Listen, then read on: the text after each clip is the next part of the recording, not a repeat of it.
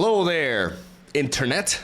It's been a minute since I've last uploaded. We haven't been very regular this month. A lot of you probably have been wondering what the hell I'm doing, where I'm at, right? As you know, I've stated, I have been in a bit of a need of a vacation, really.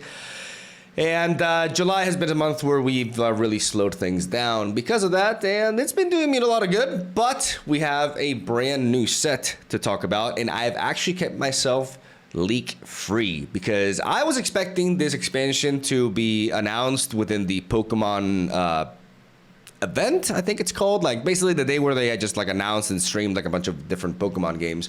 I'm a little bit confused as to why this trailer was not a part of the event, but I do think that there was a leak regarding like an Italian video, like maybe like in the Italian version of the channel, like they uploaded the video or something. I saw it on Reddit post and I immediately closed it because I just didn't want the spoilers. Like I wanted to wait for the actual official trailer so I could do a blind reaction to it. And here we are. I do know it's Ho-Oh and Lugia, so it's Generation 2, I would assume, but that's essentially it. I haven't looked into anything else, so we're going full blind into this, full blind English. Without further ado, let's stop yapping and let's see what the wisdom of sea and sky is all about. Let's see what they bring up with this set. Okay, it's fitting in. The wisdom of sea and sky. Not the greatest name for an expansion I've ever heard, but you know, that okay. Evo EX with okay. We're gonna have to do that shit where we just like pause to read the actual card. Oh, interesting. Okay. So we have, okay. First impression, what the hell? Like one that requires no specific source of energy and the other one requires 3 different ones. What? 150 HP, 150 HP, basics. Okay, Phoenix Turbo, 3 colorless energy. Take a fire, water, and electric type energy from your energy zone and attach them to your bench basic Pokemon in any way you'd like. Oh my God. Is dual energy gonna actually be a thing? Finally? That is unprecedented in this game. That is a very big deal. And of course, it aligns perfectly into Lugia, who discards basically all of its energy for a 180 hit. So you put 3 energy onto Ho-Oh, and then you rally it over to Lugia, like they just work together. But this also means that these 2 Pokemon, like Lugia at the very least, cannot function without Ho-Oh. Like, it just cannot. Lugia is hard tied to Ho-Oh, while Ho-Oh has a lot more potential. Unless I'm missing something here. No, that's basically it. Because you need to go Tri-Energy to enable his attack. 180 energy, I mean, that basically gets a kill. Like, the vast majority of Pokemon in the game will get knocked out. You know, tools can avoid that, but you know, with Guzma in the mix, like that just essentially means if there's an EX Pokemon in your opponent's active slot, you are getting 2 points out of this attack. But I'm not sure how I feel about this design because Lugia is just like hard tied to Ho-Oh and Ho-Oh is just so much more flexible. So that is an interesting approach because it's not like these 2 Pokemon are, that's like kind of like they're, you know, they're not codependent really. But in this game, Lugia definitely is. With Ho-Oh is definitely the most interesting one because you can just enable all sorts of attacks with this. I mean, it is restricted to like fire, water, and electric, right? But just Dragonite alone, like actually Dragonite EX and regular Dragonite, both of them, you can charge up the Ho-Oh and then you can attack and then build up the Dragonite right after. It is true that you're using an EX Pokemon that can give your opponent 2 points though, so it's actually a bit tricky. I mean, I'm pretty sure we're gonna have like cards that support these 2, right? But Ho-Oh by far like the most intriguing one, and if there's cards to support it to make it more resilient or somehow accelerate onto it, that will be a big deal.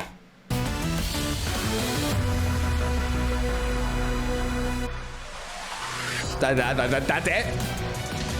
Okay, we know we're getting Chikorita, Cyndaquil, and Totodile. All right, standard. Pichu. Pichu and Cleffa. So we are getting baby cards. How does this work? How does this work exactly? Because they evolve into Pikachu and Clefairy, but those are already basics. Yeah, I actually don't know how this... Take a electric energy from your energy zone and attach it to one of your benched basic Pokemon. What is this symbol? What the hell is this symbol? That's like a button. What? Put a random Pokemon from your deck in... We don't know what that means. Unless, you know, that's a thing in like the trading card game. Why do they do this, bro? Like, why do they just like not put the card normally in the screen so I can rate it? 130 HP for Gyarados, red Gyarados. You may discard any number of your bench water Pokemon. Just discard them. This attack does 40 more damage for each bench Pokemon you discarded this way.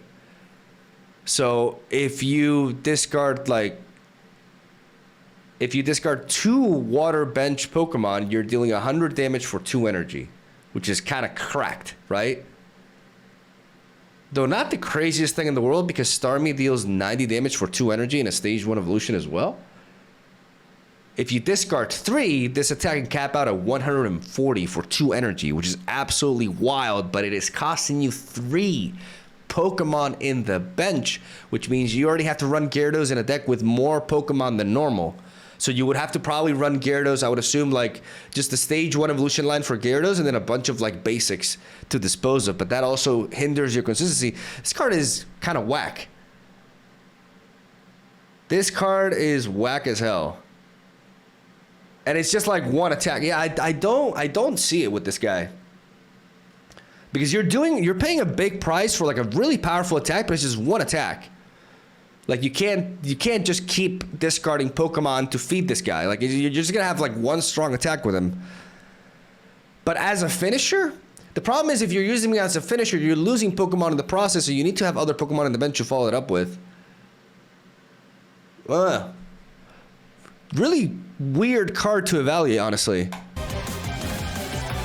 And okay, that's Umbreon EX. Once during your turn, if this Pokemon is in the active spot, you may switch in one of your opponent's benched. Just making sure I'm recording. You may switch in one of your opponent's bench Pokemon that has damage on it on the active spot. So a Cyrus.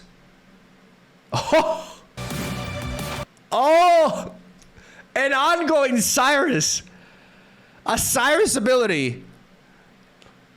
Holy. And then attack that's, you know, pretty there. Like it's like a little bit weaker than Starmie. Oh my god, oh, this is legit. This is legit. Like you just hunt down your opponents. Oh, that's really good. Espeon EX. Once during your turn, if this Pokemon is in the active spot, you may heal 30 damage from one of your Pokemon. Every turn you can heal something. For 30. But you're running EX Pokemon, so I'm more impressed with Umbreon. I mean, Espeon is definitely playable, don't get me wrong. Like, this is definitely, like, it's a decent ability. I just don't see how this ability is incredible. But it is definitely... It's not useless. Like, 30 damage is a pretty big deal, like, to be able to remove that every turn. But you are in an EX body, so the moment you deal with a high-end attacker, you are going to give your opponent 2 points. This Pokemon has to be in the active spot for you to trigger the healing, which leaves it vulnerable. Like 140 HP is not the HP stat of a tank nowadays. So, you know, it definitely has usage. And I think it's smart to not make Espeon really crazy like EX when it's in the same typing as Sylveon. Because then, you know, that's already a big plus for this card, like being a Psychic type, because it can be in a deck with Sylveon and both of them can attack. So that's a pretty big deal. But Umbreon is definitely the most, the scariest. Like, this is a very, very, very good ability that will be interesting to mess around with. That's good shit.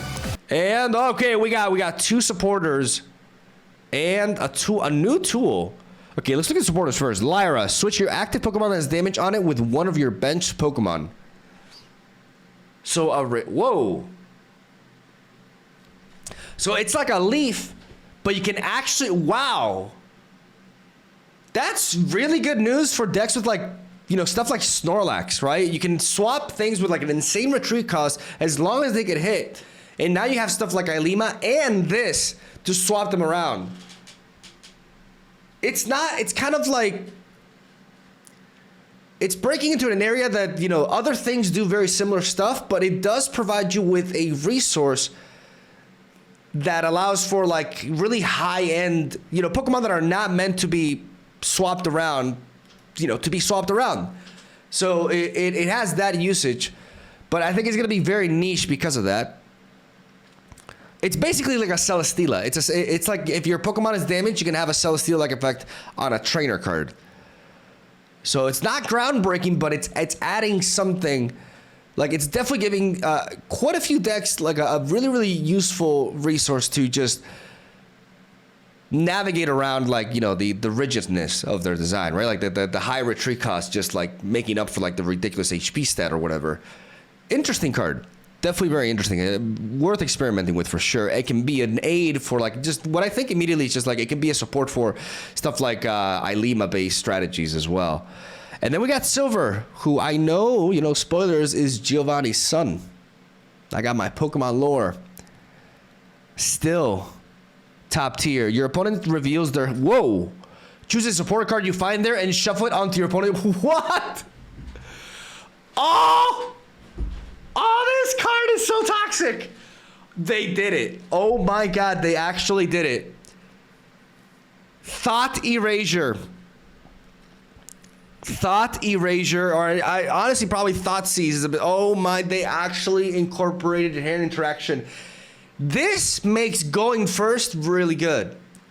You can lead off with Silver going first and attack their professor's research and just deny that from them. This card, this is meta defining. I'm gonna say it now. This card is disgusting. This card is actually disgusting.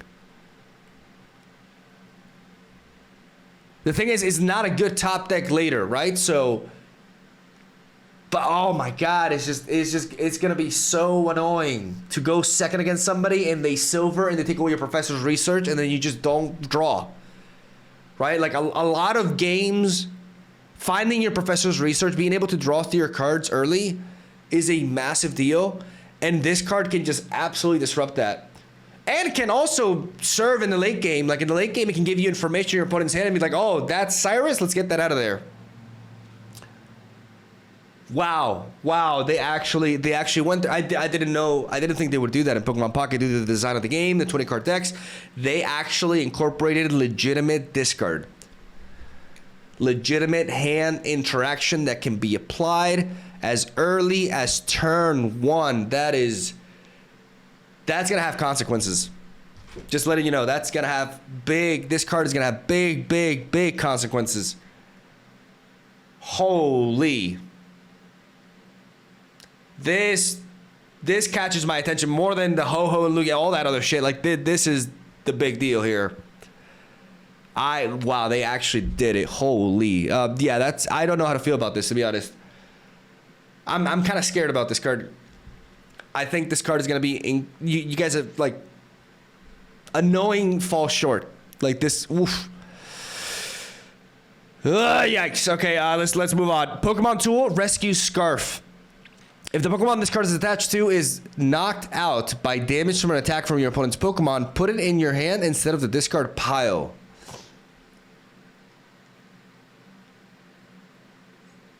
What?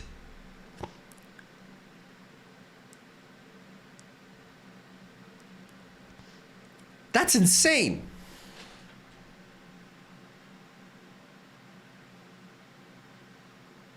That's ridiculous. This is an insane buff to EX Pokemon in general. This is crazy. Like, basically, you equip this to your EX Pokemon, and when they take it out, you don't get 2 points. No, that's not how that works. Okay, never mind. Oof. Yeah, no, that was perhaps a cynic in me. Yeah, no, that there's no way that's how it works. That would be insane. If the Pokemon this card is attached to is knocked out by damage from an attack from your opponent's Pokemon, put it into your hand instead of the discard pile. Nowhere does it say that it takes away the fact that you're earning points, because that would be absurd. Like, I can build up, like, my opponent takes down 2 regular Pokemon. I have an EX Pokemon ready to sweep with. My opponent manages to actually overcome it, and I put this on, and they still have to gain another point. Like, the 2 points that they should have earned, like, they don't receive them. That would be utterly insane. And that, I don't know why my head went there when I saw this, but it's just basically, this card is just basically like making sure that you don't lose the Pokemon that they knocked out. Like, you're able to use it again. It's kind of like a different version of the Celestial Town Elder or the Fishnet, right? So I actually don't think this is very playable, to be honest, except for very specific niche strategies that want to make, like, they rely on specific Pokemon, and like they want to be able to reuse them if they're knocked out, right? I don't know exactly how this works if you equip it onto an evolution. Like, are you just getting the stage 2 evolution, for example, or are you getting the basic, the stage 1, and the stage 2, all 3 in your hand? That's a big deal. Like, I'm not sure how it works in that sense. But besides that, I don't think this is going to be very relevant, to be honest. And then Elemental Switch. Oh, I see energy in this. Trainer item. Move a fire, water, or electric energy from one of your bench Pokemon to your active Pokemon.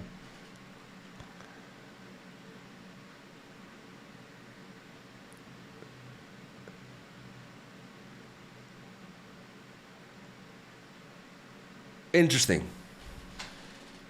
It's not generating energy, right? It's just moving it with a trainer card. And it's specific to 3 different types. Obviously aligning with Ho-Oh and the energy that it's generating, right? But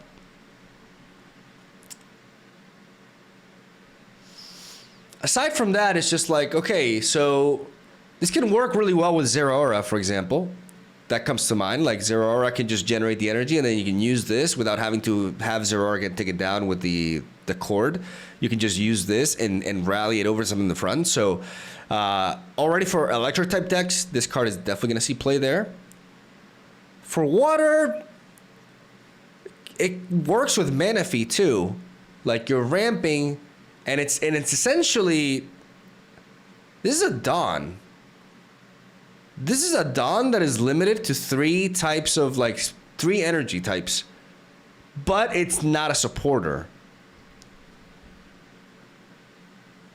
So yeah, this card definitely has a lot of potential outside of, like, just Ho-Oh shenanigans. That's what I was trying to think. Like, outside of that, this definitely has potential. Absolutely. Like, it's a Dawn. It's a Dawn that's limited to, like, the prices. You can only use this on fire, water, and electric. But if you're running a deck of those types, it's a superior Dawn. That's what it is. So that already makes it good.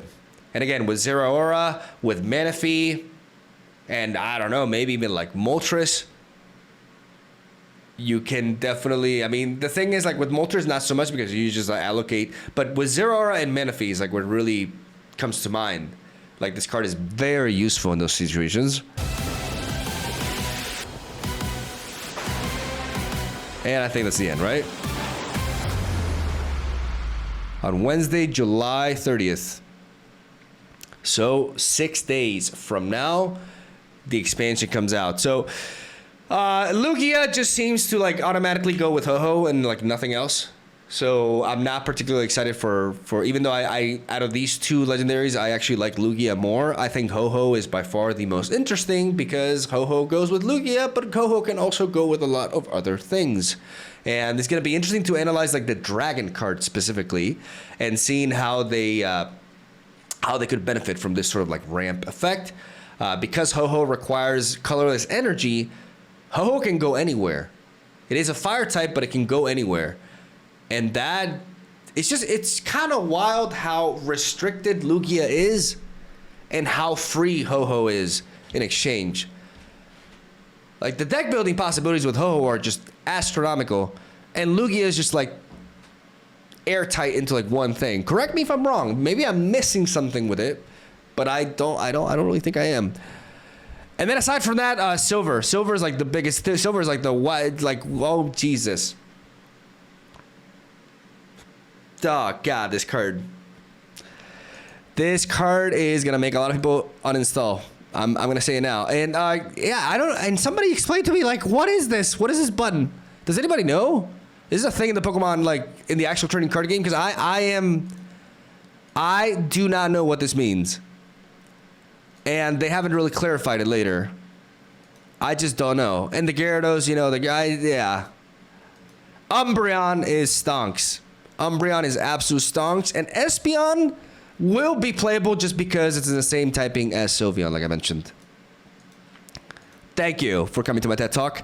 Yeah, so I could just ramble with Silver for like the next 10 minutes, but I think I've said everything I need to say. The card scares the crap out of me. And I'm curious to see what you guys think about it. And I'm going to stop talking. Thank you guys for watching. Have a swell day. Sorry for the lack of content throughout the month, but you know, we'll be ready when the expansion comes out. We'll be hitting that hard again. Have a swell day. Hope you're having a great July. I'll see you guys around.